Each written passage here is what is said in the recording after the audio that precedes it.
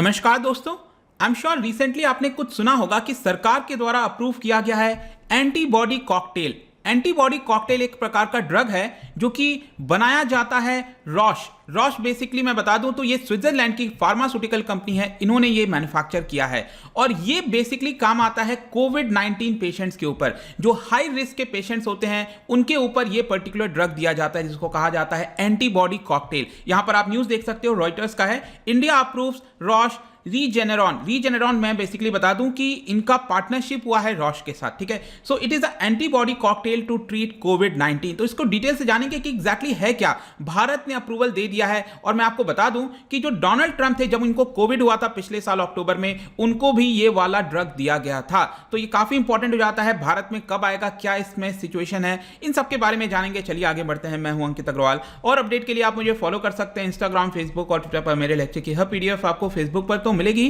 Plus साथ में आप मेरा टेलीग्राम चैनल ज्वाइन कर सकते हैं by searching Ankit Agarwal official. और जैसा कि आपको पता है यूपीएससी के एग्जाम्स आने वाले हैं, अगर आप अपनी प्रिपरेशन कर रहे हो इस साल, अगले साल जब भी, तो आप हमारे कोर्स को ज्वाइन कर सकते हैं जहां पर आपको कॉम्प्रिहेंसिव वे में स्टैटिक, करंट, हर एक चीज एक जगह उपलब्ध करा दिया जाता है। चलिए देखते हैं एग्जैक्टली यहां पर हुआ क्या है। सबसे पहले याद रखिएगा, ये जो कंपनी बनाती है इस particular antibody cocktail, don't worry मैं आपको सब बताऊंगा इसको कॉकटेल क्यों कहते हैं। तो यहां पर रॉश ये basically Switzerland based drug maker है और इस पर्टिकुलर ड्रग को अप्रूव कर दिया गया है CDSCO के द्वारा, that is central drug standards control organisation. इन्होंने इसका अप्रूवल दे दिया है ताकि इमरजेंसी सिचुएशन में जो कोविड-19 के पेशेंट्स हैं उनके ऊपर ट्रीटमेंट की जा सके। तो यहां पर सबसे पहला क्वेश्चन यह आता है कि ये कॉकटेल है क्या, इसको कॉकटेल क्यों बोलते हैं। देखो कॉकटेल क्या होता है, नॉर्मली कोई भी ड्रिंक्स में जब चीजों को मिक्स किया जाता है कॉकटेल बन जाता है, राइट। सेम उसी प्रकार से यहां पर जो दो एंटीबॉडीज हैं उसको मिक्स कर दिया गया है। दो एंटीबॉडीज कौन से हैं,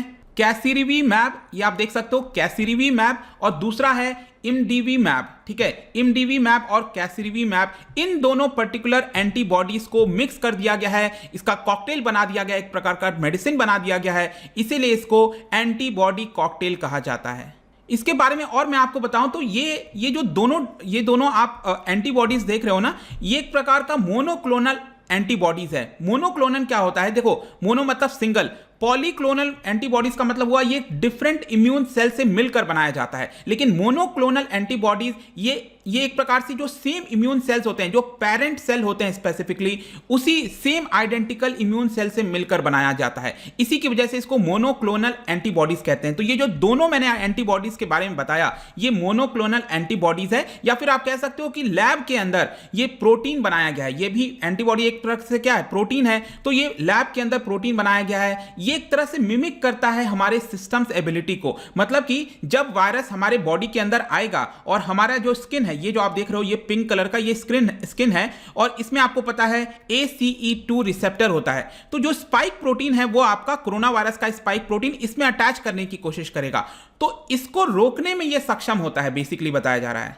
मतलब जो एंट्री है कोरोना वायरस की हमारे शरीर के अंदर, उसको ये रोकने में कामयाब होता है ये पर्टिकुलर ड्रग, और ये दोनों एंटीबॉडी मिलकर बनाया गया है। बेसिकली आपने सुना होगा कि हमारे शरीर के अंदर एंटीबॉडी होना चाहिए ताकि हम कोरोना वायरस को रोक सकें बॉडी के अंदर आने से। तो इसी प्रकार से ये जो ड्रग है वो एंटीबॉडी की तरह काम करता है ताकि ये जो कोरोना वायरस है वो हमारे शरीर के अंदर ना आ सके। इनफैक्ट यहां पर आप स्टेटमेंट भी देख सकते हो, जो कंपनी है जिन्होंने ये ड्रग बनाया है रॉश, उनके द्वारा बोला गया है ड्यू टू स्पेसिफिक इंजीनियरिंग, यहां पर जो एंटीबॉडीज हैं, जो ये ड्रग है, ये क्या करता है, वायरस के स्पाइक में अलग अलग जाकर बाइंड हो जाता है, इससे चिपक जाता है। एक तरह से जब वायरस एंटर करने की कोशिश करता है तो इससे जाकर चिपक जाता है, जिसकी वजह से ये बॉडी के अंदर एंटर नहीं कर पाता। इनफैक्ट इनके द्वारा ये भी बोला गया कि जो नए नए वेरिएंट्स आ रहे हैं सभी के ऊपर ये काम करने में सक्षम है। लेकिन यहां पर क्वेश्चन सबसे बड़ा आता है, ये बहुत इंपॉर्टेंट है आप सबके लिए जाना। अब मैंने इसकी अच्छाई बता दी, इसका मतलब ये नहीं है कि आप हर एक कोई जो है इसको जाकर जब मार्केट में आ जाएगा तो हर कोई जाकर खरीद ले,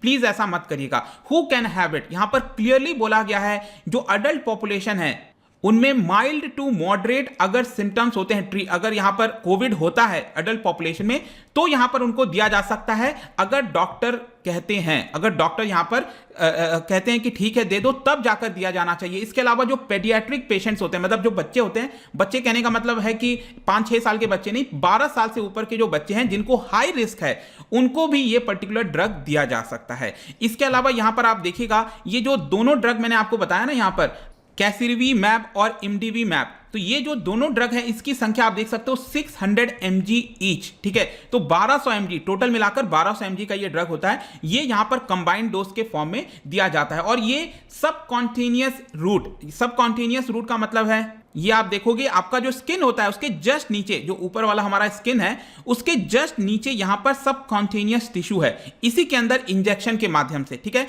ये इंजेक्शन के माध्यम से दिया जाता है और इस पर्टिकुलर ड्रग को 2 डिग्री सेल्सियस से लेकर 8 डिग्री सेल्सियस के बीच में स्टोर करना होता है।